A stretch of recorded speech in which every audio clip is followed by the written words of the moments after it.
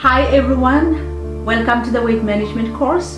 My name is Dr. Nancy Wegard and I'll be taking you through this course. So today in this video we'll be talking about what is healthy weight.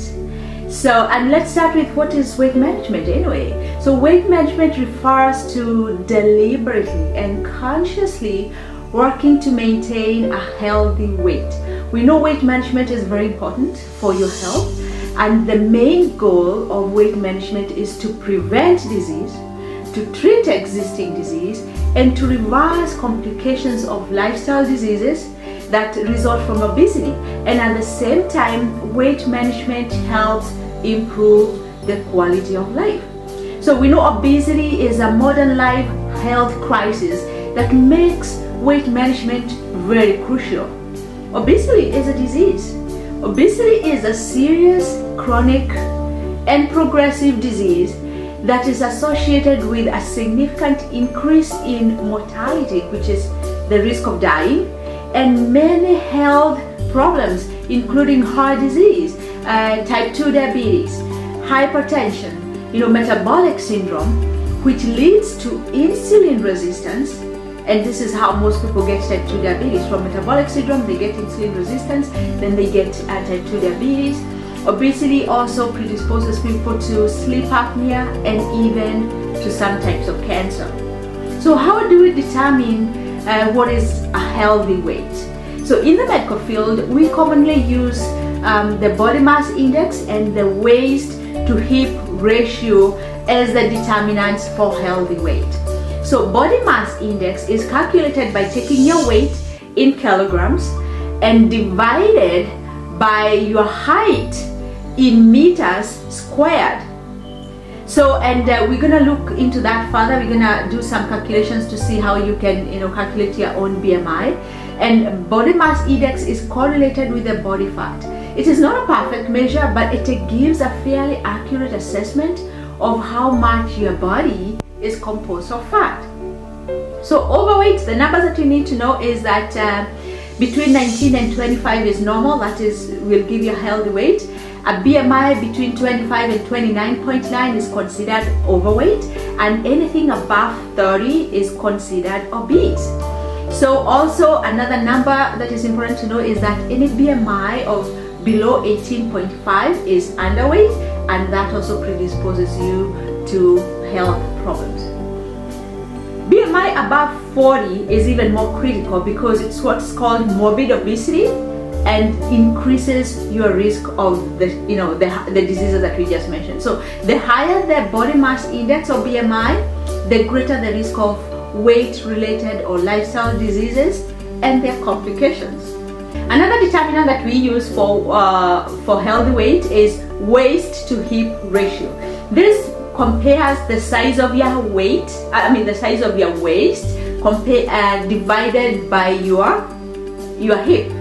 So a waist to hip ratio sometimes is high when you have a lot of abdominal fat in your midsection, and this is called visceral fat, which surrounds your organs in the abdomen. So to calculate your weight to hip ratio, you take the measurement at the narrowest part of your waist, which is usually above the belly button, and then divide this number by the width of the hip at its widest part. For example, if a person's waist is 28 inches and the hip's width is 36 inches, then they'll divide 28 by 36, giving them a weight hip ratio of 0.77. And research has shown that people with high waist hip ratio are more likely to develop the same diseases that we mentioned, heart disease, diabetes, and the other lifestyle diseases.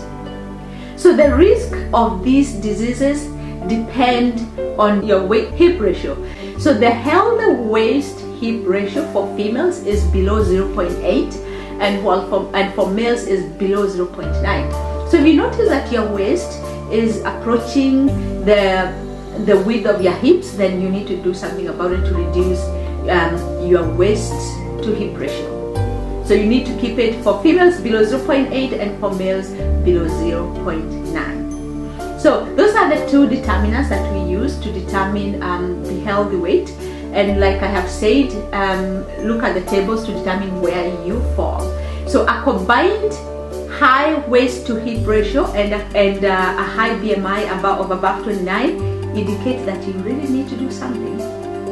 You need to engage in aggressive weight management so that you can avoid health complications. And anyway, that is what we're going to be talking about today. So health benefits have been reported with weight loss of as little as 5% of your body weight. So even just a little weight loss will give you health benefits. So just do whatever you can to manage that weight and to just reduce it. That is if you need to. There are people who don't need to manage their weight. But if you really need to, if you fall in those categories of high waist to hip ratio and high BMI, a BMI above 25, you can do something to increase your health benefits. So what is the need of managing your weight? What are the benefits of weight management and weight loss? So we know, like we have talked about, it prevents the lifestyle diseases that we already mentioned. It also can reverse some diseases like diabetes and high blood pressure. It reduces the rate of progression from impaired glucose tolerance to diagnosis of diabetes. So if your doctor has told you that you have impaired glucose tolerance, then if you engage in weight loss, you can prevent the progression to diabetes. It also reduces cholesterol levels.